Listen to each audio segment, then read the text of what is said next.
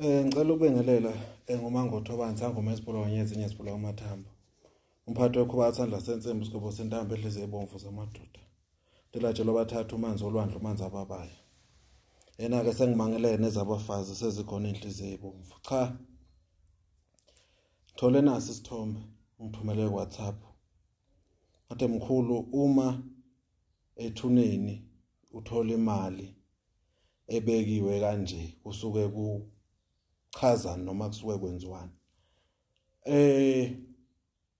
Ukhona abantu abakwazi ukuhamba bofike beyothenga ithuna lakini.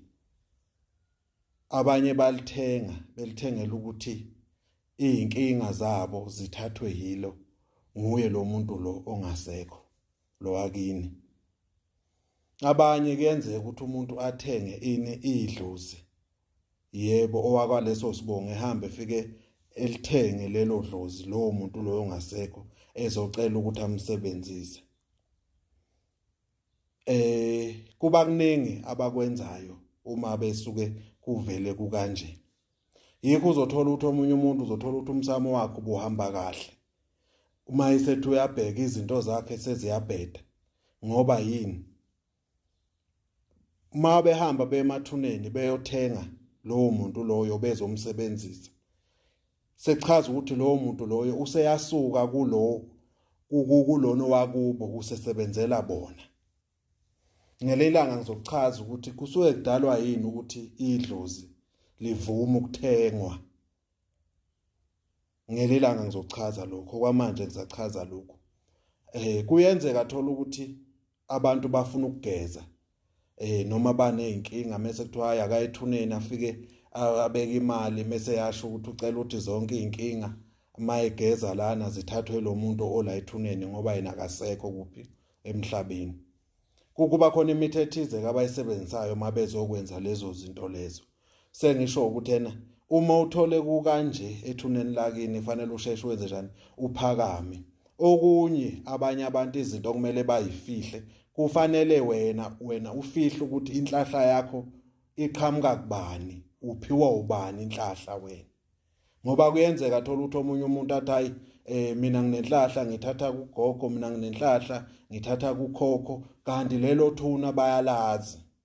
Bese beyahamba ke beyolithenga, belithengela ukuthini bethathe lenhlahla le ekuwe. Wena mase ubona sengathi izinto ayisahambi kahle kanti kuthengwe lo muntu lo wena okunikeza inhlahla.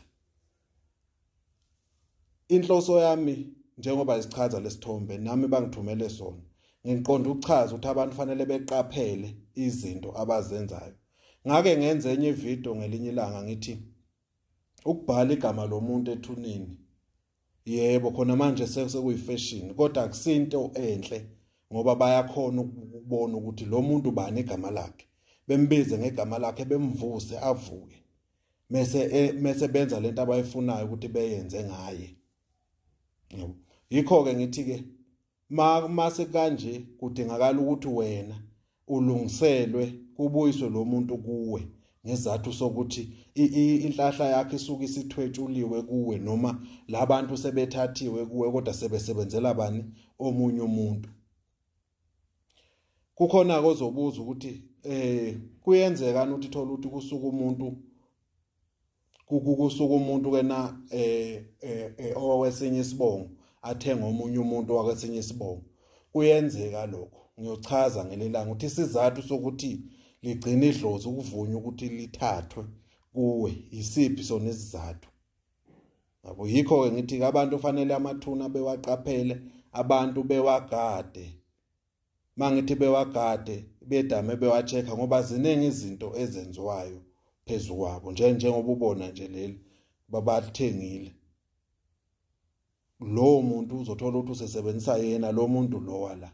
Lengane zakhe noma labazukulu bakhe lo mnikazi wethuna akasababhekile usebheka abantu angabazi. Sengisho ukuthi yena ngelilanga ngizoke ngichaze lokho ukuthi kusuke kudalwa yini ukuthi idlozi livume ukuthathwa noma ukusetshenziswa ngabanye abantu.